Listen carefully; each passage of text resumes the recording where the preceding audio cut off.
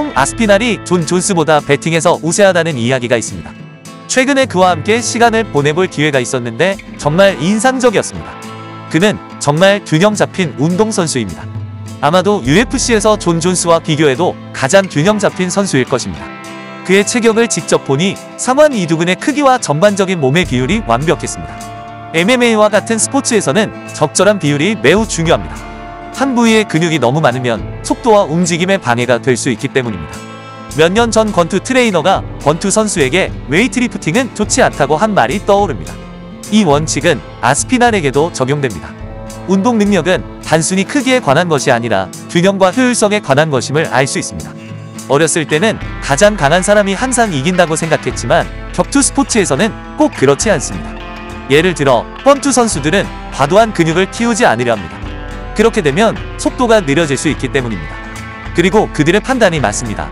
조르주 생피에르와 같은 뛰어난 운동선수는 균형 잡힌 체형을 가지고 있었습니다.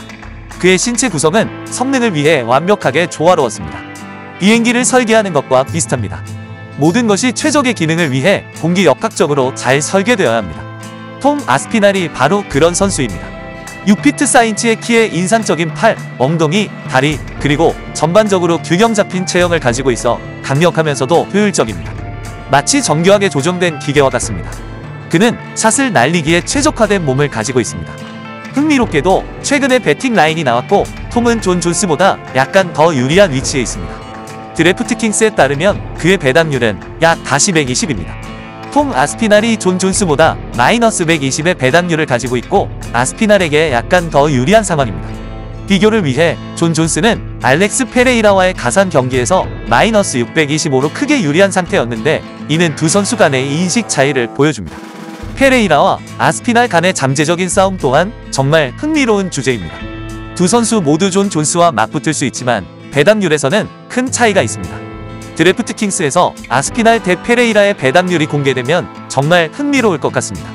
드래프트킹스가 이러한 배팅 라인을 미리 계획했는지 알아보는 것도 흥미로운 일입니다. 존 존스와 톰 아스피날의 싸움에 대해 말씀드리면 지난 싸움에서 존스의 모습은 내년에 만약 싸움이 열린다면 아마도 6월의 인터내셔널 파이트 위크에 나타날 존과는 다를 것 같습니다. 더 빨리 일어날 수 있기를 바라지만 7개월 정도가 현실적으로 예상되는 것 같습니다. 존은 3년간의 휴식기를 마치고 7일 간과의 2분 31초 싸움에서 복귀했지만 그 경기는 진정한 경쟁이라고 보기는 어렵습니다. 아스피날과 싸우게 된다면 휴식기를 짧게 가진 후 훨씬 더 강한 상대와 맞붙게 되는 것입니다. 라커룸에서는 스티페 미오치치가 권투 실력이 더 뛰어나다는 의견이 많았지만 그게 확실하지는 않았습니다. 존은 계속해서 놀라움을 선사하고 있으며 그에 대한 한 가지 사실은 그의 정확도가 정말 뛰어나다는 것입니다. 그는 절대 빗나가지 않습니다. 심지어 상대를 보지 않고 뒤로 회전할 때조차도 어디에 공을 쳐야 할지 정확히 알고 있습니다. 7일 간과의 싸움에서도 존은 한 번도 빗나가지 않았습니다. 그의 정확도는 타의 추종을 불허합니다. 스티페 미오치치가 더 뛰어난 복싱 스킬을 가지고 있으나 존스의 성과는 그가 약하다고 여겨지는 부분에서도 우위를 점할 수 있음을 보여주었습니다.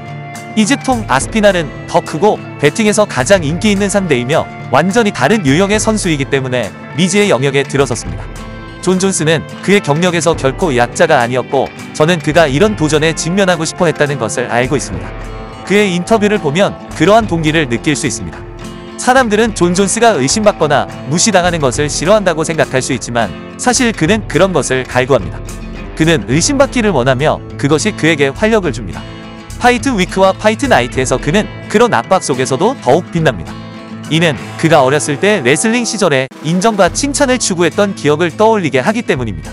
그는 여전히 자신을 밀어붙이는 방식을 유지하고 있습니다. 어젯밤 우리는 존에 대해 중요한 사실을 알게 되었습니다. 두려움이 그에게 동기를 부여한다는 것입니다. 그는 스티페 미오치치에 대한 두려움에 압도되지 않았지만 스티페의 업적과 체격, 헤비급 전체에 대한 깊은 존경심을 가지고 있었습니다. 스티페를 직접 보고 그가 14파운드 더 큰 근육을 가지고 있다는 것을 깨닫자 존의 눈이 커졌습니다. 그 존경심과 그것에서 비롯된 두려움은 존에게 긴박감을 만들어냈습니다. 두려움은 그렇게 할 수 있습니다. 두려움은 당신을 최상의 성과를 내도록 이끌 수 있습니다. 톰과 이야기를 나누었을 때 그는 존이 스티페와 싸우는 모습을 슬로우 모션처럼 느꼈다고 말했습니다. 그는 스티페를 존경했지만 두 사람 모두 자신의 속도에 비하면 느리게 보였다고 생각했습니다. 존의 회전이나 움직임은 그가 감당할 수 없는 것처럼 느껴지지 않았고, 이는 젊음의 특징을 강조합니다. 젊음은 보통 속도와 함께 오지만 대개는 체격과 맞바꿉니다. 만약 톰이 더 빠르고 똑같이 크다면 정말 특별한 일이 될 것입니다. 그럼에도 불구하고 잠정 챔피언이 무패 챔피언과 싸울 때는 항상 큰 의미가 있습니다. 하지만 종이 울리는 순간에는 톰 아스피날은 더 이상 임시 챔피언이 아닙니다. 그는 자신의 인생에서 가장 치열한 싸움을 벌여야 합니다. 톰 아스피날을 잠정 챔피언이라고 언급한 기사를 봤지만 이제는 더 이상 정확하지 않습니다. 왜 이게 중요할까요? 존 존스와의 싸움이 실제로 일어날지 보장이 없기 때문입니다. 데이나 화이트가 원하는 방향은 분명하지만 다른 가능성도 존재합니다. 그 가능성은 싸움을 아예 하지 않는 것입니다. 존스는 톰 아스피날과 싸우지 않기로 결정할 수도 있습니다. 극심한 압박 속에서도 어려운 선택이 있더라도 항상 선택은 존재합니다. 이런 사고방식은 톰에게 책임을 지우기 때문에 이해하는 것이 중요합니다. 그가 싸움을 원한다면 그는 그것을 얻기 위해 노력해야 합니다. 싸움을 성사시키려면 톰 아스피날이 이에 대해 적극적으로 이야기해야 합니다. 그는 존 존스를 칭찬하거나 비판할 수도 있고 배팅 라인에 대해 언급할 수도 있습니다. 중요한 것은 대화를 계속 기어가는 것입니다. 이런 화제가 싸움을 추진하는 데 도움이 됩니다. 또한 톰이 더 이상 임시 챔피언이 아니라는 점을 이해하는 것이 중요합니다. 이제는 챔피언이 임시 챔피언과 맞붙는 것이 아닙니다. 오히려 헤비급 챔피언 존 존스가 최고 경쟁자인 톰 아스피날과 맞서는 상황입니다. 모든 체급에서는 챔피언과 1위 경쟁자가 맞붙는 대결이 중요합니다. 이 잠재적인 대결을 기대하면서 잘 준비해야 합니다. 이해 관계가 명확하면 상황이 더 의미 있게 됩니다.